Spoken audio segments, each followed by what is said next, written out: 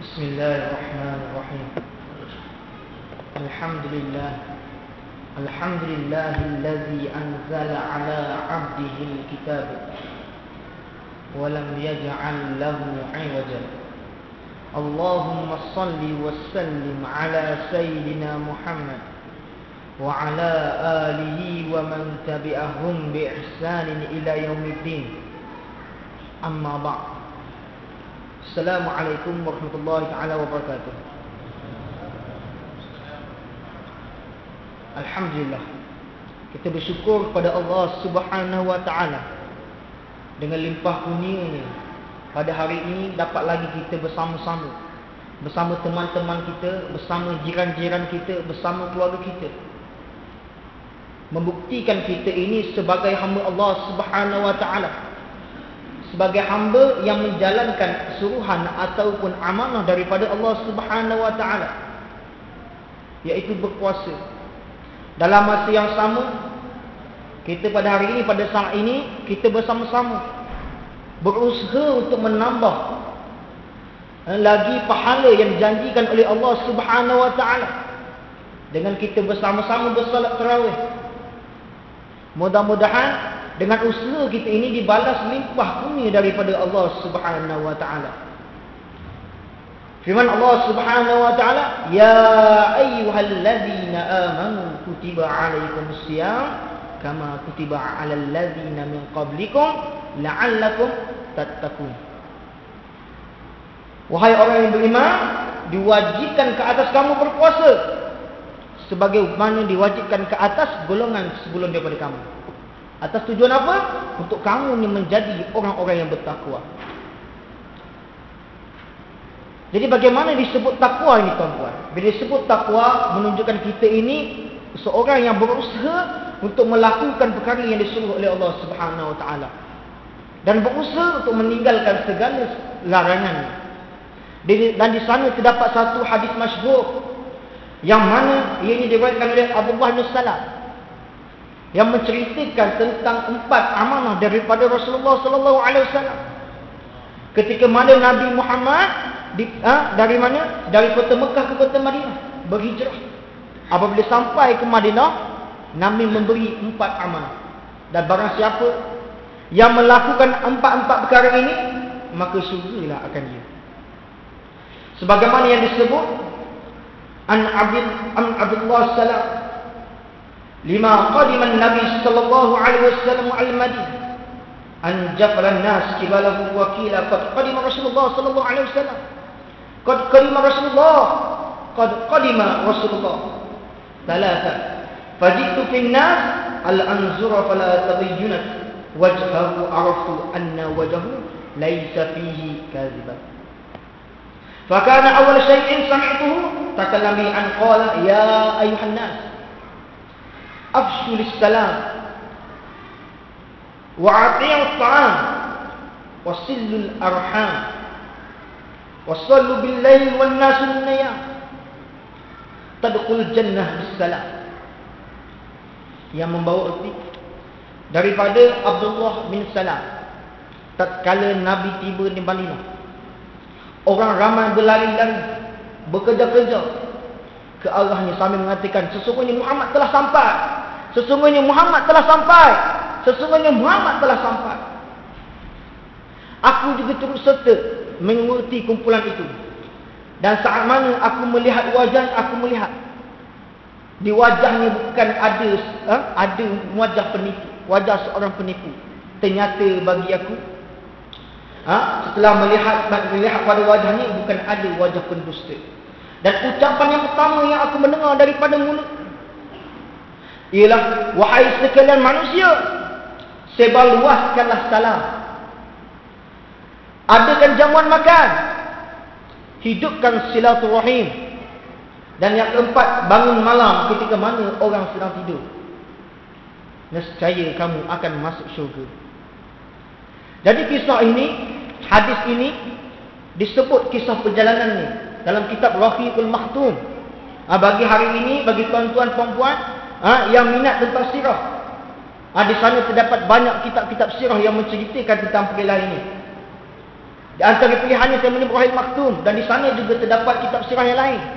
Seperti kitab Tarikh Khulafa, Ar-Rasyidin, Fiqh Sirah, Sirah Nabawiyah dan sebagainya. Namun kitab Rahil Maktum ni, tuan-tuan, merupakan kitab yang mana dia ini dikarang oleh orang India. Pada satu ketika dahulu, kalau tak silap pada tahun 97, kalau tak silap. Kalau silap boleh betulkan balik. Kitab ini dipertandingkan di Saudi. Sebab setiap tahun Saudi ini akan mengadakan pertandingan. Bagi siapa pertandingan mengarang kitab. Jadi bagi siapa yang ada kitab, bagi siapa yang mengarang kitab, di situ mereka akan bertanding. Dan Syekh daripada India ni mempertaruhkan kitab ni yang bernama yang bertajuk Rahilul Maktum. Dan apabila keputusan keluar, kitab ini dinobatkan sebagai kitab terbaik pada tahun itu. Dan kitab ini juga menjadi sumber rujukan bagi universiti-universiti di tanah Arab.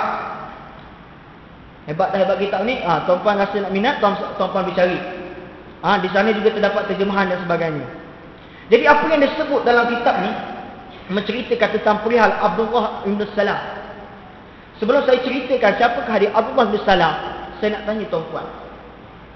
Tuan-tuan kenal tak dia siapakah Abdullah bin Salam?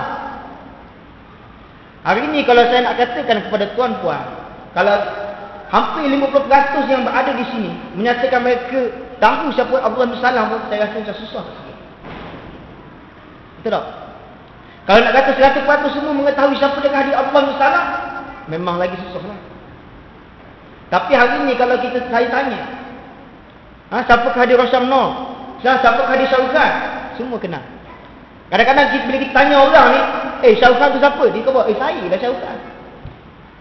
Siap mengaku dia pula Syarukhan. Masalah kita ni. Kalau tanya anak-anak kita, mu ni siapa? Saya ni Power Rangers. Saya ni sekian-sekian. Tak ada pun anak-anak kita ni bila kita tanya dia siapa? Ini Umar Al-Khattab. Inilah Ali bin Abi Talib. Tak ada anak-anak kita sebut begitu. Sebab apa? Acuan yang kita lakukan silap.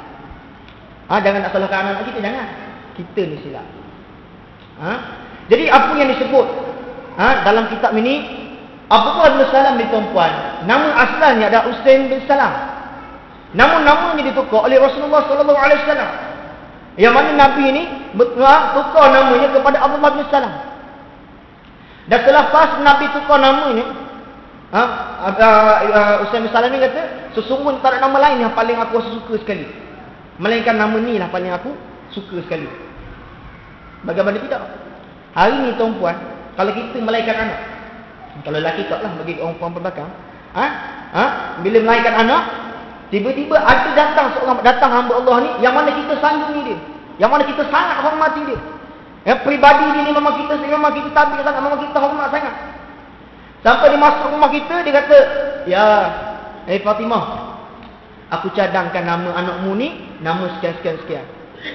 Agak-agak bila kita letak nama tu, kita rasa bangga tak gitu? Kita rasa hebat tak? Memang kita rasa hebat tak?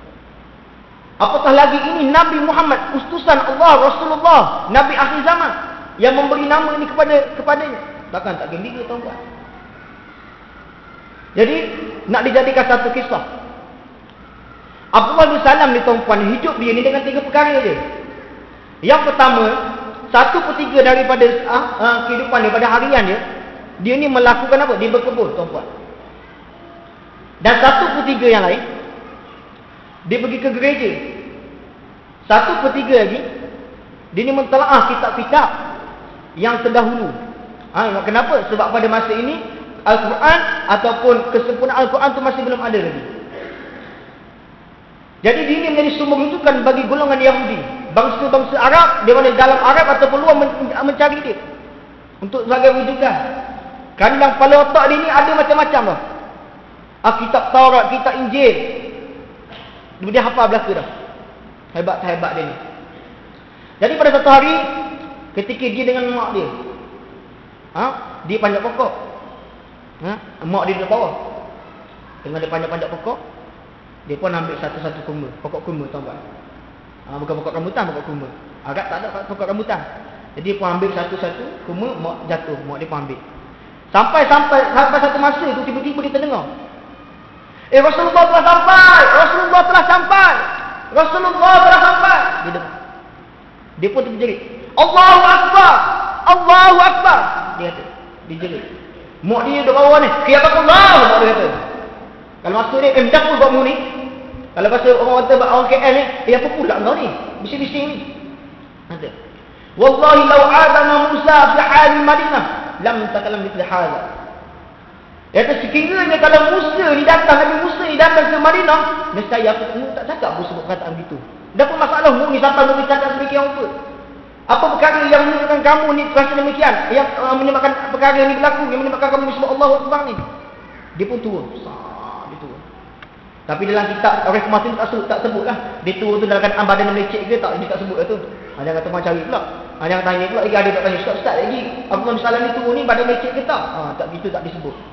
Jadi dia turun-turun tu dia pun pergi jumpa mak dia. Mak nak tahu nak mak? Apa dia? Mak dia tanya. Sesungguhnya Nabi akhir zaman dah sampai nak. Mak dia tanya. Sesungguhnya Nabi akhir zaman, orang yang saya nanti-nantikan selama ni dah sampai mak. Habis itu mak nak buat apa? Mak pergi beriman dengan dia. Mak dia kata, mak dia kata, dah betul tu. Dah betul kau ni.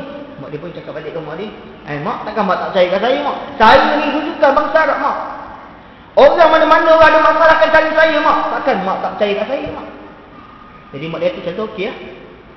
Dia buat. Itu mak nak buat macam mana? Mak pergi kat dia, mak beriman dengan dia. Okey mak dia kata. Mak dia kata. Apa dia? Mak dia kata. Tunggu sekejap mak. Kalau mak beriman dengan dia, mak jangan begitu dekat kaum kita mak. Kenapa pula? Mak tahulah kaum kita ni. Bila kita masuk Islam jadi dia kata kita pula sesat. Itu kaum Yahudi lah. Jadi itulah disebut dalam hadis yang mana saya ceritakan tadi, beliau sendiri mengikuti kumpulan itu. Dia ikut kumpulan yang menyatakan bahawa Rasulullah dah sampai itu, dan tak kali sampai dia melihat wajah Rasulullah. Yang mana wajah Rasulullah itu dia melihat tak ada langsung pun pada wajahnya seorang yang penipu. Kita hari ni tuan-puan, kita boleh nampak orang yang muka sana tuan-puan, betul tak? Kita boleh nampak lah kalau orang tu tengah muka sini kata, dia ni orang ni macam ni sekian-sekian. Kita boleh nampak, kita boleh bayang sikit. Betul ke tak, wallahu a'lam, tapi kita boleh nampak gaya seorang tu. Jadi dia melihat bahawa wajah Rasulullah ini tak ada langsung wajah penipu, maknanya bersih, suci dan sebagainya. Kemudian di antara perkara yang pertama yang didengar daripada mulut Rasulullah sallallahu alaihi wasallam iaitu 4 perkara. Yang mana saya sebutkan tadi iaitu supaya menyebarkan salam. Yang kedua supaya mengadakan jamuan makan. Yang ketiga supaya mengeratkan hubungan silaturahim. Yang keempat bangun salam, bangun malam.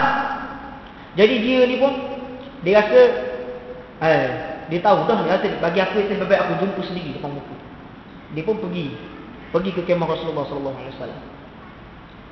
Sampai ke kemah, dia pun jumpa. Ya Rasulullah, inni ustain bisalam. Ada sesungguhnya aku ni ustain bisalam. Merupakan rujukan, merupakan sumber bagi orang-orang Arab di sini. Bagi bangsa-bangsa luar aku menjadi rujukan. Dan di sini kamu menyatakan bahawa kamu ni Nabi akhir zaman. Kamu ni utusan Allah Subhanahu wa taala. Dan aku ingin bertanya kepada kamu 3 soalan. Sekiranya kamu berjawab 3 soalan ini, nescaya kamu ni memang benar-benar Nabi akhir zaman. Dan aku sendiri akan membenarkannya. Sebab apa? Soalan yang aku dah tanya daripada orang lain. Aku dah tanya kepada orang yang mengaku mereka itu Nabi. Aku dah tanya kepada orang-orang yang alim. Semuanya tak boleh nak menjawab soalan ini. Jadi aku nak tanya. Nabi kata, fadhal, silakan. Jadi soalan yang pertama ditanya iaitu, ya Rasulullah, apakah makanan yang pertama yang akan dimakan oleh ahli syurga? Rasulullah senyap. Kemudian dia meneruskan. Soalan yang kedua, kenapa bila anak ni lahir wajahnya kadang-kadang mirip muka ayah, kadang-kadang mirip muka mak? Rasulullah anggut sekali. Kemudian diteruskan soalan yang ketiga. Apakah dia tanda-tanda yang menunjukkan bahawa hari ini memang hari dekat nak kiamat? Rasulullah tunduk dan Rasulullah menjawab satu persatu soalan. Bagi soalan yang kamu yang pertama, ya Husain, kamu bertanyakan kepada aku apakah dia makanan pertama bagi ahli syurga? Lalu Rasulullah menjawab, sesungguhnya makanan yang pertama bagi ahli syurga ialah hati lemak ikan paus ataupun lemak hati ikan paus. Atau jangan tanya saya lah kenapa anak bakal lemah hati kawan. Wallahu a'lam, saya tak tahu. Sebab saya pun cari dalam kitab tak jumpa tentang kenapa disebutkan begitu. Sebab sebelum ni ada orang tanya, sebab bila saya sebut, saya ceritakan antara makanan-makanan ahli syurga, antaranya anggur, antaranya susu, antaranya arak. Bila orang tanya itu, saya boleh jawab. Sebab bila saya tanya Syekh, dia ada jawapan. Sebab Syekh kata, dalam kitab pun ada menyebut bahawasanya anggur ni tuan-puan, kita makan dalam keadaan kita nikmat. Kita tak ada kita makan buka-buka puasa makan anggur dulu, tidak. Ke ada tuan-puan kat sini? Kita makan buka puasa ni, kita makan kurma, kemudian kita makan berat, makan nasi, kemudian bila kenyang tu kita ambil anggur satu persatu sambil duk orang kaki tu satu. Masuk mulut satu persatu. Kenapa arak? Arak ni orang dah haji tak minum arak tuan-puan. Orang minum arak ni, kalau tuan-puan tanya orang minum arak ni bukan untuk masa kita jatuh tak, untuk dia relax, untuk dia chill. Begitu juga di syurga. Kenapa begitu? Sebab syurga ni bukan tempat untuk kita berlapar tuan-puan. Syurga ni tempat untuk kita merasa nikmat. Tempat kita merasa keamanan. Sebab tu antara makanan syurga ni makanan-makanan yang nikmat. Sebab tu tak disebut dalam Quran bahawa sekiranya kamu masuk syurga, kamu akan makan kecil-kecil. Tak ada. Tak ada pun disebut masuk syurga makan mutabak. Tak ada pun disebut dalam Quran. Yang disebut adalah sebagai sedemikian rupa. Jadi untuk soalan yang kedua, yang mana Rasulullah sallallahu alaihi wasallam menjawab, yang ditanyakan kenapa wajah anak ni kadang-kala mirip muka ayah, kadang-kala mirip muka mak. Lalu Rasulullah sallallahu alaihi wasallam menjawab, kerana apa? Kerana di situ sperma, kalau sekiranya anak tu banyak muka ayah, sperma ayah tu lebih banyak daripada mak. Dan sekiranya muka anak tu banyak muka mak, mana sperma mak tu lebih kuat daripada sperma ayah. Dan di antara tiga-tiga jawapan yang diberikan oleh Rasulullah SAW ini, jawapan yang kedua ini merupakan mukjizat. Bukan maksud saya satu saja, tiga-tiga juga mukjizat. Tapi soalan yang kedua ni menjadi satu bukti dan kita dapat dibuktikan pada akhir zaman. Sebab untuk jawapan soalan yang pertama dan soalan yang ketiga kita tak dapat jawapan. Nak tahu jawapan ketika mana? Ketika akhirat nanti. Hari ini kita tak tahu makan ahli syurga sebagaimana, kita cuma mempercayai saja. Tapi untuk jawapan yang kedua, kenapa sedemikian dapat dibuktikan pada hari ini melalui mikroskop. Sebab tu ketika zaman Abu Hanifah, apabila orang bertanya dalam keadaan mempelekehkan, manusia ni asal dari mana, dia tanya. Abu Hanifah jawab, daripada air mani lelaki dengan air mani perempuan. Dia pun suka, orang-orang suka. Dia kata, mana boleh campur itu, mana ada rupa dari mana, dia kata. Lagi ada juga kata, manusia ni jadi daripada orang Kedai. Mari kat teori lain, manusia ni asalnya daripada beruk. Beruk pula dia bagi. Tetapi ketika mana dapat dibuktikan ayat ini?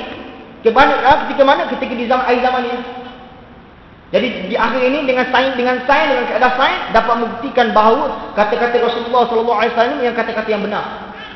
Mana mungkin Nabi ni sifatnya ummiyan, seorang yang tak pandai membaca, seorang yang tak pandai menulis, boleh menceritakan tentang perihal akhir zaman.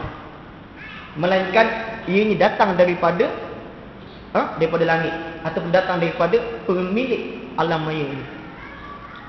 Jadi untuk soalan yang ketiga, ditanya apakah dia tanda besar hari kiamat? Hari ini nak kiamat sangat tak? Lalu Rasulullah menjawab, ketika mana munculnya api di bumi Yaman dan membawa manusia dikumpul sampai ke mana? Sampai ke padang mahsyar. Dan disitulah tanda-tanda besar hari kiamat. Lalu bila mendengar jawapan daripada Rasulullah SAW, dia pun duduk dan mengakui bahawa sesungguhnya kata kamu ni benar. Sesungguhnya kamu ni memang benar-benar Nabi akhir zaman. Dan dia berkata, aku bukan tak percaya kepadamu ya Rasulullah. Aku pada kali tahu tengok wajahmu, aku tahu kamu ni benar. Tapi untuk menyedapkan hatiku, untuk hati aku ni rasa puas, aku nak juga tanya soalan ni kepada kamu. Lalu selepas itu, ketika inilah Rasulullah menyebut, Rasulullah tukar namanya daripada Usman bin Salam, dia tukar kepada Abdullah bin Salam. Sebab tu pada hari ini, kalau kita dengar nama kawan-kawan kita nama pelik, sunat bagi kita untuk kita tukar nama dia. Walaupun IC tak tukar, tapi sunat untuk kita tukar panggilan. Bagi contoh hari ini nama dia Beruk bin Muhammad contoh. Tapi bila sebut nama dia Beruk, orang Melayu kata, mana dia ustaz ni pelik-pelik, mana dia orang bagi nama Beruk. Orang tahu dia Beruk tu. Tapi kalau nama Maimun dah dengar tak tuan? Nama Maimun ni Beruk juga tuan, semua dalam bahasa Arab je. Beza gitu je. Kita orang Melayu pun Maimun sedap dah. Tapi kita tak faham apakah maksudnya. Tapi apabila ditukar kepada Maimunah, jadi maksud lain pula. Sebab itulah bila ada orang daripada kita ni, kalau nama dia Maimun, kita tukarlah, kita panggil Maimunah sebagainya. Supaya kenapa? Kerana setiap percakapan, setiap apa yang kita sebut menjadi doa. Ni dah kita orang kita beruk. Bila dia banyak beruk, kita marah kat dia. Ni perempuan nak banyak beruk. Dah kita kita yang panggil dia beruk. Kita soal kita berdoa pula dia ni beruk. Jadi diteruskan kisahnya. Abdullah bin Salam kata, "Ya Rasulullah, aku ni nak mengajak kaum ni masuk Islam." Nabi bersetuju. Lalu dia pun menghantar utusan untuk mengumpul kaum Yahudi di kemah Nabi Muhammad. Apabila sampai kaumnya, lalu dia menarik Rasulullah. Dia kata, "Ya Rasulullah, kalau pada sekarang ni aku keluar dulu, nescaya dia akan kata macam-macam padaku.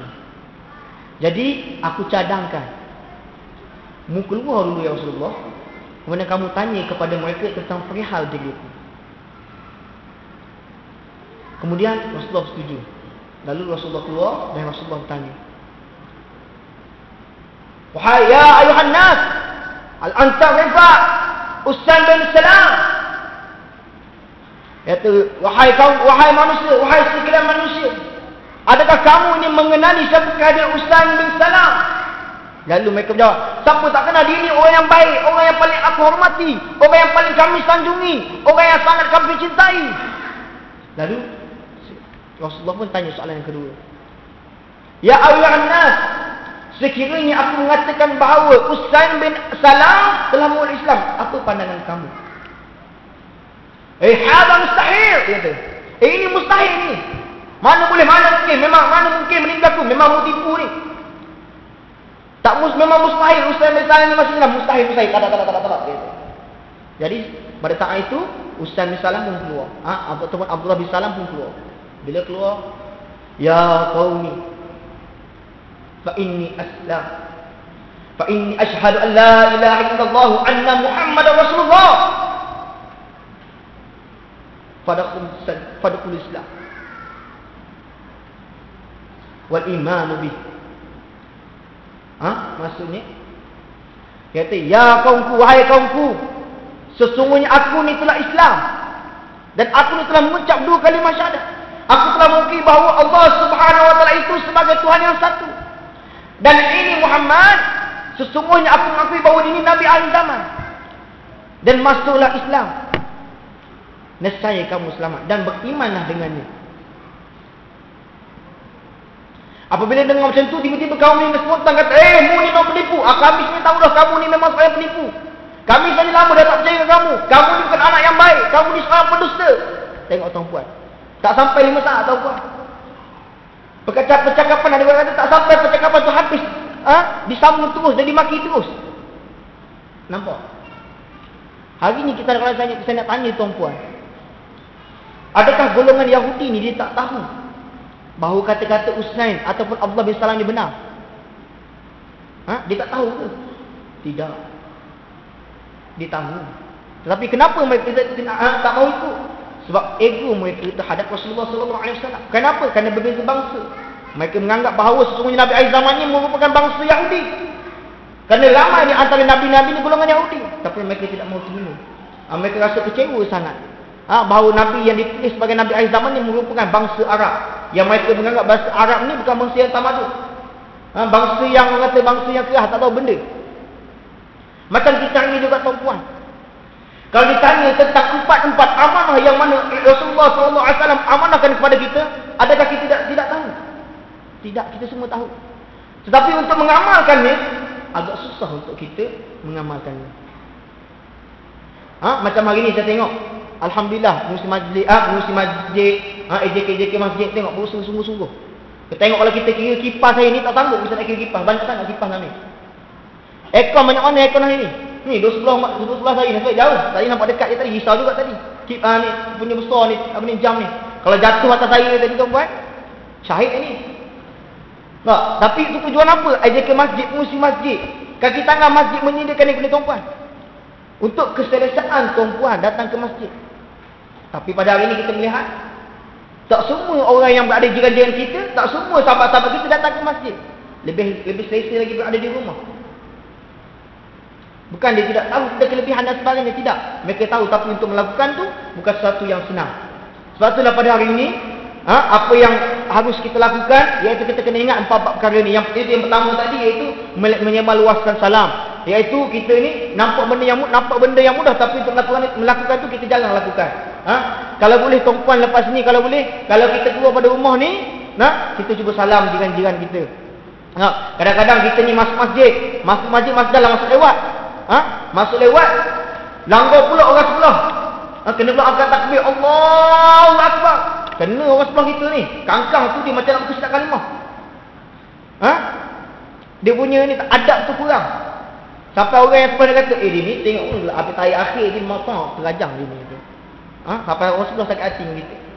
Jadi kalau boleh hari ini kita lakukan perkara yang basic dulu, supaya dengan salam ni tuan-puan, kita ni dapat mengeratkan hubungan kita sesama Islam. Kenapa? Kerana sesungguhnya dosa sama manusia ni Allah Subhanahu Wa Taala sendiri tidak dapat mengampunkannya. Tapi kalau dosa dengan Allah Subhanahu Wa Taala sekiranya kita bertaubat, ianya akan diampuni oleh Allah Subhanahu Wa Taala. Tapi sesama manusia tidak ada. Kenapa? Ianya melibatkan hati manusia. Sebab manusia sifat dia bukan macam sifat Allah Subhanahu Wa Taala. Jadi yang kedua dan yang ketiga, yang keempat, saya rasa tak sempat dah untuk saya ulaskan sebab menangkan masa dah lewat. Yang kedua iaitu mengadakan jamuan makan. Jadi kita mesti sudah maklum bagaimana cara nak mengadakan jamuan makan. Tak semestinya kita ada makanan yang besar, tidak. Bahkan kita bagi makanan sedikit-sedikit, kita bagi kurma pun pada teman-teman kita. Kita kena pergi masjid, kita bawa kurma sebiji, kita bagi, ni haji ambil sebiji ni. Itu pun dah dikira untuk kita ni memberi makan kepada rakan-rakan kita dan ataupun jiran-jiran kita. Dan yang ketiga iaitu dengan kita menghidupkan silaturahim. Dan yang keempat iaitu dengan bangun malam. Hari ni kalau kita tengok orang bangun malam ni, bangun malam tapi bangun malam apa, kadang-kadang tengok bola. Jadi rugi pula. Kalau bila lepas ni, kadang-kadang bila kita terjaga tu tuan-puan, kalau kita rasa tak larat sangat nak bangun, kita berdoa, ya Allah ya Tuhanku, ampunlah dosaku, ampunlah dosa kedua bapaku, ampunlah dosa isteri-isteriku. Banyak isteri tu. Ampunlah dosa anakku. Kita mohon doa macam tu. Kita takut. Hari ini Allah masih mewujudkan kita lagi di malam hari. Takut akan datang Allah tak mewujudkan kita dah. Kejut-kejut kita ke mana? Kita kepada dia pada masyar. Pada masa itu doa kita tak memberi makna sekalipun walaupun pada kita. Jadi di akhirnya sebelum Ana menutup kuliah kita hari ini, Ana ni diberi amanah oleh Ma'had Darul Quran Usila. Iaitu sekolah yang terdapat di Terengganu. Jadi untuk maklumat tuan-puan, pada bulan tak silap pada bulan 5 sebelum ni, bulan 5 lalu, bulan 5 atau bulan 4, Ma'had Darul Quran ni menghadapi bencana, iaitu asrama dia ni terbakar. Asrama dia terbakar, yang mana untuk maklumat tuan-tuan juga, asrama ni boleh menempatkan antara 800 ke 1000 orang pelajar lelaki. Jadi bila terbakar tu, jadi sekolah ni meminta bantuanlah kepada tuan-tuan yang mana yang sudi untuk menghulurkan bantuan. Untuk maklumat tuan-puan juga, sekolah ini dia menggunakan dua sistem, iaitu sistem tahfiz dan juga sistem 4 senawi. Yang mana lepasan pelajarnya, dia akan menghantar pelajarnya kebanyakan berada di Mesir, di Yaman, di Syria, dan juga berada di kolej-kolej Islam dalam Malaysia ni pada hari ini. Dan pelajar-pelajar ni masih ada lagi pada hari ini. Jadi apa yang saya mohon pada tuan-puan, sekiranya tuan-puan ada rasa keselesaan tentang kewangan dan sebagainya, bolehlah derma untuk sekolah ni, mudah-mudahan dapat memudahkan, meringankan pihak sekolah untuk membina bangunan yang baru. Mudah-mudahan dengan derma yang tuan-puan beri ini memberi manfaat yang besar. Kerana apa? Derma yang tuan-puan beri ini untuk dibangunkan bangunan untuk pelajar Islam, pelajar yang untuk menegakkan agama Allah Subhanahu Wa Taala. Insya-Allah. Mudah-mudahan segala amalan baik kita pada bulan ini dirahmati oleh Allah Subhanahu Wa Taala, dibayar lebih oleh Allah Subhanahu Wa Taala. Mudah-mudahan dengan yang kita sebut selalu, Ramadan al-Mubarak, keberkatan Ramadan itu menjadi pilihan kepada kita untuk kita lebih lagi membuat amalan kebaikan pada bulan ini. Jadi di akhirnya ana memohon kemaafan sekiranya kata-kata ana hari ini ada tersalah cakap atau sebagainya. Sekiranya ada kata-kata ni tak selesa bagi pihak tuan-tuan, tak selesa bagi pihak perempuan, ana mohon maaf banyak-banyak. Aku liqauli hadza wa astaghfirullahalazim li wa lakum. Wassalamualaikum warahmatullahi taala wabarakatuh. A'udzubillahi minasyaitonir rajim. Bismillahirrahmanirrahim. Alhamdulillahirabbil alamin, hamdan hamidin, hamdan syakirin, hamdan yuwafi ni'amahu wa yukafi majidah. Ya Rabbana lakal hamdu kama yanbaghi li jalali wajhika wa azim sultanik.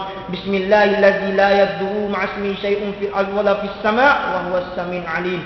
Salamun qawlan min rabbir rahim. Salamun qawlan min rabbir rahim. Salamun qawlan min rabbir rahim. Rabbi zidni ilman warzuqni fahman.